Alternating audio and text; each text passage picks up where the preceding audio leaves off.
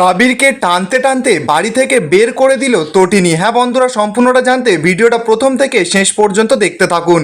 ধারাবাহিকের শুরুতে দেখা যাচ্ছে তটিনী তো নাটক করতে করতে কর্ণকে বলছে, আমি কিন্তু পুরো টাকাটা ক্যাশে নেব, ব্যাংক ট্রান্সফার কিন্তু আমি নিতে পারবো না।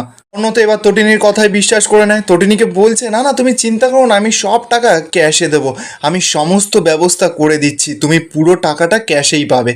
তটিনী তো এবার মিষ্টিভাবে মহিতোষকে বলছে যে আপনি এবার ওনাকে নিয়ে ভেতরে যান, ঠিক আছে। তো মহিতোষ তো এবার কর্ণকে নিয়ে ভেতরে চলে যায়। ঠিক তখনই দেখা যাচ্ছে যে বলরাম তো আড়াল থেকে এতক্ষণ সমস্ত কথাগুলো ফোনে রেকর্ড করে নিয়েছে। বলরাম তো এবার বাইরে বেরিয়েছে, তটিনীর কাছে গেছে, তটিনীকে গিয়ে বলছে তা কততে ডিল হলো। তটিনী তখন হাসতে হাসতে বলছে যে 50 কোটি। ও এখনো বুঝতে পারছে না যে ওই 50টা জুতোর বাড়ি পড়বে ওর মুখে। আপনি শুধু এখন আপনার বন্ধুকে বলে দিন যে এবার শকুনির পাশাও না কাজ করবে না। অপরদিকে দেখা যাচ্ছে লাহিড়ী আর কাবির তো চলে গেছে আরাধ্যাদের বাড়িতে। ভূমিকা তো এবার লাহিড়ীকে দেখে বলছে যে আপনারা এই বাড়িতে কি করছেন। লাহিড়ী তখন ভূমিকাকে বলছে, আপনার এই প্রশ্নে কিন্তু আমি অপমানিত বোধ করছি। ভূমিকা তখন বলছে, হ্যাঁ আমারও কিন্তু এই প্রশ্নটা খুব খারাপ লাগলো, কিন্তু আরাধ্যা কেন এই প্রশ্নের কোনো উত্তর দিচ্ছেন আমি সেটাই তো বুঝতে পারছি না। লাহিড়ী তো এবার ত্রিপর্ণার কাছে গেছে, ত্রিপর্ণাকে বলছে, ত্রিপর্ণা দেবী, কাবির কিন্তু আপনাদের বাড়ির জামাই, তাহলে তার সত্ত্বেও ওর সঙ্গে এরকম ব্যবহার কেন করা হচ্ছে? আমরা কিন্তু এক্সপেক্ট করেছিলাম যে আমরা একটা জায়গায় বসবো, আপনারা অ্যাটলিস্ট আমাদের চা কফি অফার করবেন, তারপর না হয় আমরা মূল বক্তব্যতে আলোচনা করতাম। কৃপর্ণা তখন লাহিড়ীকে বলছে, মাফ করবেন, আমাদের বড় ভুল হয়ে গেছে। ভূমিকা তো এবার এতক্ষণ পর মুখ খুলেছে, বলছে, মামুনি তুমি এই বাড়ির সব থেকে বড় বউ, তুমি ঠিক করবে যে ওদের আদর আপ্যায়ন হবে নাকি ওদের এই বাড়ি থেকে বের করে দেওয়া হবে। লাহিড়ী তো এবার ভূমিকার কাছে গেছে, গিয়ে বলছে, আপনি কিন্তু আপনার মাত্রা ছাড়িয়ে যাচ্ছেন। ভূমিকা তো এবার রেগে মেগে বলছে যে মাত্রা ছাড়ানোর দেখেছেনটা কি? মাত্রা তো সেদিনই ছাড়িয়ে গেছিল যেদিন আপনার ছেলে রেস্টুরেন্টের ওই ঘটনার জন্য প্রতিশোধ নেওয়ার জন্য লাট্টুকে কিডন্যাপ করে নিয়ে গেছিল। দীপালিও তো এবার লাহিড়ীকে বলছে যে আপনি আমাকে মাফ করবেন, আমরা না আপনাকে এখানে বসিয়ে চা কফি অফার করতে পারলাম না, কারণ আমাদের বাড়ির মেয়ে একটা সিদ্ধান্ত নিয়েছে। কবির তখন বলছে, কি সিদ্ধান্তের কথা বলছেন আপনি? আরাধ্যা তো এবার কাবিরের কাছে যায়, গিয়ে বলছে, সবটা জেনে না জানার ভান কেন করছো? তুমি তো জানো যে আমি লয়ারের সঙ্গে কথা বলছি, আমি তোমাকে ডিভোর্স দিতে চাই, আর আমি চাই ডিভোর্সটা মিউচুয়ালি হয়ে যাক, নইলে কিন্তু অনেক কাদা ছোঁড়াছুড়ি হবে।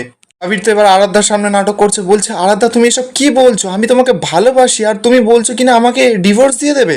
আমি তোমার কাছে হাত জোর করে বলছি যে প্লিজ তুমি এরকম করো না। আইরি তো এবার চিৎকার করে ওঠে, কবিরকে বলছে, কবির তুমি ওর সামনে কিন্তু হাত জোর করবে না, চ্যাটার্জি বাড়ির কেউ না হাত জোর করে না কারোর সামনে। ভূমিকাও তো এবার লাহিড়ীকে কথা শুনিয়ে দেয়, বলছে, চ্যাটার্জি বাড়ির কেউই কখনো মুক্তার বাজারে গিয়ে না ঝুটা মুক্তা কখনো কেনে না। লাহিড়ী তো এবার রেগে যায়, বলছে, আপনি কাকে ঝুটা মুক্তা বলছেন? ভূমিকা তখন সরাসরি বলছে যে আপনার ছেলেকে বলছি। আপনার ছেলেকে ভালোবাসার জন্য আরাধ্যা যে যে রিস্কগুলো নিয়েছে না, সেগুলো আগুনের ওপর দিয়ে খালি পায়ে হাঁটার মতন। তাতে ও পুড়েছে, ওর মন পুড়েছে, আর ওর মুখও পুড়েছে। আইরি তো এবার দীপালির কাছে গেছে, গিয়ে বলছে, দীপালি দেবী, উনি কিন্তু বারবার করে আমাকে অপমান করছেন, আমি কিন্তু এখানে ওনার সঙ্গে কথা বলতে আসিনি। আহিরি তো এবার ত্রিপর্ণার কাছে গেছে, ত্রিপর্ণাকে গিয়ে বলছে, আমি আরাধ্যার বাবার সঙ্গে একবার কথা বলতে চাই। ত্রিপর্ণা তো এবার সরাসরি লাহিড়ীকে বলছে যে আরাধ্যার বাবা অনেক দিন ধরে নিখোঁজ। ভূমিকা তো এবার লাহিড়ীকে বলছে, আমি নিশ্চিত যে আপনি এই কথাটা আগে থেকেই জানতেন, আপনি না প্লিজ এখানে নাটক করবেন না। আহিরিত এবার ত্রিপর্ণাকে বলছে, ত্রিপর্ণা দেবী আপনার মেয়েকে প্লিজ বোঝান, নইলে যে আমার ছেলের জীবনটা নষ্ট হয়ে যাবে। আরাধ্যা তো এবার লাহিড়ীকে বলছে যে তার মানে আপনি কি আপনার স্বামীর জীবনটা নষ্ট করেছেন? লাহিড়ী তো অবাক, আরাধ্যার কাছে গিয়ে বলছে, মানে? আরাধ্যা তো এবার লাহিড়ীকে সরাসরি বলছে যে আপনি তো সারা জীবন আপনার স্বামীর সঙ্গে সংসার করেননি, কারণ আপনি জানতেন যে আপনার স্বামী একটা অপরাধমূলক কাজের সঙ্গে জড়িত আছে।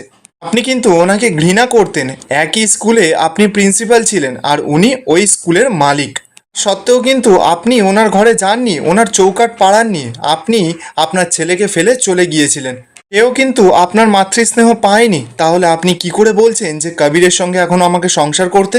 আমরা গাছে না আমরাই হয়, কখনো আম হয় না, আপনার ছেলের শরীরে ওর বাবার রক্তই বইছে। কবির তো এবার রেগে মেগে যখনই আরাধ্যার দিকে তেড়ে যেতে যাবে, ঠিক তখনই তো দীপালি এসে কবিরের সামনে দাঁড়ায়। দীপালি তো কবিরকে সরাসরি বলছে, এইভাবে কিন্তু তেড়ে আসবে না আমাদের পরিবারের মেয়ের দিকে, নিজের ব্যবহারটা না আগে ঠিক করো। আমাদের পরিবারের মেয়ে যখন ভেবে নিয়েছে যে ও তোমাকে ডিভোর্স দেবে, তার মানে ও ডিভোর্স দেবেই। আমরা সকলে চাই যে ও সুখে থাক, ভূমিকা তো এবার কবিরকে বলছে ও নিজের চোখে দেখেছে তোমার বাবার ওই দুষ্কর্মগুলো, যার জন্য ওর বাবা আজকে নিখোঁজ। কোনোদিনও ক্ষমা করবে না ও তোমাদেরকে, তাই ও ওই বাড়িতে আর কোনোদিনও ফিরবে না। ঋপর্ণা তো এবার আরাধ্যার কাছে গেছে, আরাধ্যাকে গিয়ে বলছে, আরাধ্যা মা তুই একবার শেষ ভাবনাটা ভেবে দেখ, একবার সম্পর্ক কিন্তু চুকে গেলে পুরো চুকেই যাবে। আরাধ্যা তখন সরাসরি ত্রিপর্ণাকে বলছে, দেখো মাম্মি, যে সেদিনই আমাদের সম্পর্কটা চুকে গেছিল যেদিন আমার শাশুড়ি মা ওই বাড়িতে প্রবেশ করেছিলেন। লাহিড়িতে আবার কথাটা শুনেই পুরো চমকে যায়, বলছে মানে? আরাধ্যা তখন লাহিড়িকে বলছে, যেদিন থেকে আপনি ওই বাড়িতে প্রবেশ করেছিলেন সেদিন থেকে ওদের দৌরত্ব আরও বেড়ে গিয়েছিল। ওরা কিন্তু নির্লজ্জের মতন যা খুশি তাই করে বেড়াচ্ছিল, আর আপনার স্বামী তো হাসপাতালে ভর্তি। মিথ্যে রোগের মিথ্যে চিকিৎসার নাটক করে উনি এখন হাসপাতালে ভর্তি হয়েছেন। আপনার লজ্জা করছে না? আপনার মনে হচ্ছে না যে এটা একদম ঠিক হচ্ছে না? আইরিতে এবার রেগে গেছে, আরাধ্যাকে বলছে, আরাধ্যা তুমি কিন্তু ভুলে যেও না তুমি কার সঙ্গে কথা বলছো, তুমি কিন্তু তোমার মাত্রা ছাড়িয়ে যাচ্ছ। আরাধ্যা তখন সরাসরি বলছে, আমি ভুলিনি আমি কোন মানুষটাকে নিয়ে কথা বলছি, যাকে নিয়ে আমি কদিন আগে পর্যন্ত গর্ববোধ করতাম, আজকে তাকে দেখেই আমার গা ঘিন ঘিন করছে। কবির তো এবার রেগে গেছে, আরাধ্যাকে বলছে, আরাধ্যা তুমি কিন্তু আমার মায়ের সঙ্গে ঠিকঠাকভাবে কথা বলো, আমার মায়ের সঙ্গে যদি এরপরে এইভাবে কথা বলেছো না তাহলে তার ফল কিন্তু খুব খারাপ হয়ে যাবে বলে রাখলাম। দীপালি তো এবার কবিরের কথা শুনে রেগে যায়, কবিরের কাছে গিয়ে বলছে, কি করবে তুমি? গায়ে হাত দেবে নাকি ওর? ও অবশ্য তোমাদের তো অভ্যেস আছে মেয়েদের গায়ে হাত তোলার, আর তোমাদের তো অনেক পাওয়ার, তাই না? কবির তো এবার রেগে মেগে বলছে যে দেখুন আপনারা যদি এইভাবে আমাদের সঙ্গে ব্যবহার করেন না তাহলে। ভূমিকা তখনই গিয়ে বলছে, এর থেকে না ভালো ব্যবহার আর একদম আশা করো না। ঠিক তখনই দেখা যাচ্ছে যে লাহিড়িকে কেউ ফোন করে একটা কিছু খবর দেয়। লাহিড়ি তো কথাটা শুনেই পুরো ভয়ে কাঁপতে শুরু করে দিয়েছে।